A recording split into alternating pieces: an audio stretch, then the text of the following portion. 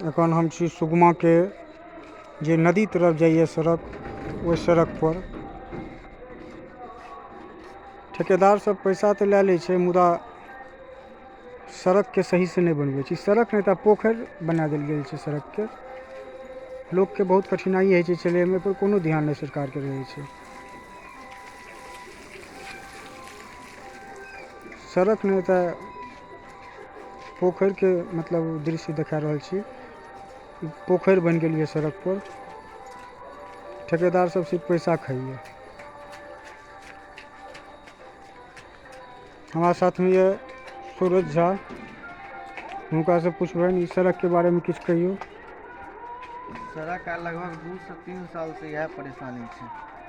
3-4 साल बनना भेले, जहिया से बनल वह दिन से हमरा लगभग याद है कि पानी एते जल जमाव रहते छै। ठेकेदार सब खाली सिर्फ पैसा ले छै। हाँ बिल्कुल।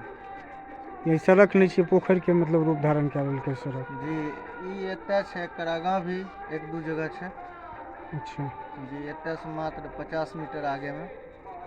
अच्छा ठीक है, ऐसे आगा 50 मीटर आगू वो दृश्य देखाब अपने सबके। फिलहाल ई दृश्य देखू और लाइक शेयर करबै।